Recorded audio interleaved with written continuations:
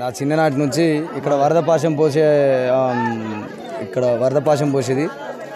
ఇంతకుముందు బొందాలు అని ఉండేది, దుమ్మని బొందాలు అని ఉండేది. ఆలయ పూజారులు ఉండేది. ఆయనను తీసుకొచ్చి ఇక్కడ వరద పాశం పోయడం, పంటలు పండకపోవడం, మాకు సంబంధిత వానలు పడకపోవడం ఇబ్బంది ఉన్నప్పుడు ఆయనను తీసుకొచ్చి ఇక్కడ వరద పాశం పోసి జాతర లెక్క చేసేది. అప్పుడు దాని తర్వాత కుంభవృష్టి పడేది. మాకు పంటలు పండి అందరూ సస్యశ్యామలంగా మా ఊరు ఉండేది, మంచి పంటలు పండేది. దాని తర్వాత ఒక 15 సంవత్సరాల నుంచి కొత్తూరు గ్రామ పంచాయతీ నుంచి ఒక దేవస్థాన కమిటీ అని వేసుకొని ఆ కమిటీ మెంబర్స్ అందరు కలిసి జాతరను ప్రతి ఊరికి తెలవాలి అని చెప్పి అందరికీ తెలిసేలాగా ప్రచారం చేస్తూ కమిటీ మెంబర్స్ ఒక 15 మంది బాగా కష్టపడతారు. కింద నుండి నీళ్లు మోయడం కానీ, నీళ్ళ సౌకర్యం లేక ఇక్కడ ఈ ఆలయంలో ఈ ఎండకు ఎవరు నివసించే అవకాశం లేదు. కింద నుంచి మనం వాటర్ సోర్స్ కానీ రావడం కానీ అన్ని విధాల ఇబ్బంది ఉన్నది. దీనికి మెట్ల సౌకర్యమైనా వాహన సౌకర్యమైనా చేయాలి. అటవీ శాఖ అధికారులను కూడా మేము కలిసినాము. వాళ్ళు కూడా మాకు సహకరిస్తా అన్నారు.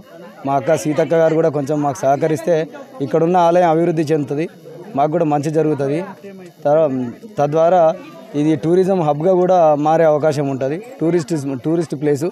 సినిమా వాళ్ళు కానీ ఎవరు కానీ షూటింగ్ చేసుకోవడానికి కానీ, ఇంతకుముందు మేము ఒక 4-5 సంవత్సరాల క్రితం చైనీస్ నుంచి, జపాన్ నుంచి ఇక్కడ చూడడానికి కూడా వచ్చిండ్రు. పర్యాటక రంగంగా వాళ్ళు వచ్చి చూసిపోయినారు. యూట్యూబ్లో దేవుని గుట్ట అని కొడితే మొట్టమొదట వచ్చేది మా గుడి, మా లక్ష్మీనరసింహస్వామి కొత్తూరు దేవుని గుట్ట అని కొడితే. కానీ యూట్యూబ్లో ప్రచారం అయింది కానీ ప్రజలకు అందుబాటులో లేకుండా పోతుంది. అది ప్రజలకు అందుబాటులో ఉండేటట్టుగా దీన్ని చొరవ తీసుకొని మా కాంగ్రెస్ ప్రభుత్వం ఉన్నది ప్రజెంట్, సీతక్క గారు మాకు మంచి సహాయం చేస్తారని మేము నమ్ముతున్నాం. ములుగు రేంజర్ గారిని మా సెక్షన్ ఆఫీసర్ గారు రవి సార్తో మేము కలిసి మాట్లాడడం జరిగింది. ఒకరోజు కలిసి, సార్ మాకు అక్కడికి నీళ్ళ సౌకర్యం లేదు, కరెంటు సౌకర్యం లేదు, అక్కడ సోలార్ కానీ వాటర్ సౌకర్యం కానీ మీరు ఏర్పాటు చేయాలి, చేస్తే మాకు కొంచెం పర్యాటక రంగంగా అభివృద్ధి చెందుతుందని చెప్తే సార్ వాళ్ళు స్పందించి డిఎఫ్ఓ గారిని, మన జిల్లా అధికారి గారిని తీసుకురావడం జరిగింది.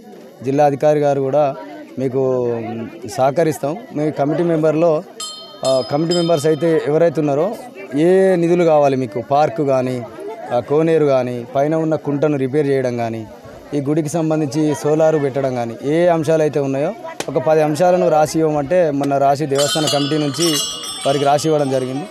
ఈ సంవత్సరం వాటి గురించి కూడా కొంచెం ఆలోచించి ఏ పనులు అయితే చేసుకుంటే బాగుంటుందో వాటి గురించి కూడా చర్చ చేసి మాకు అధికారికంగా చెప్తానన్నారు. నా పేరు సర్వేష్, మాది కొత్తూరు గ్రామం. ఈ కొత్తూరు గుట్ట దేవుని గుట్టగా ప్రసిద్ధి.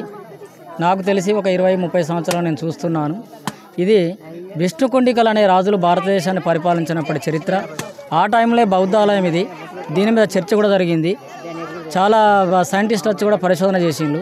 కాకపోతే అదిలో శిథిలావస్థలో ఉన్నది ఆలయము. ఈ ఆలయాభివృద్ధి గవర్నమెంట్ తలుసుకుంటేనే ఖచ్చితంగా అవుతుంది.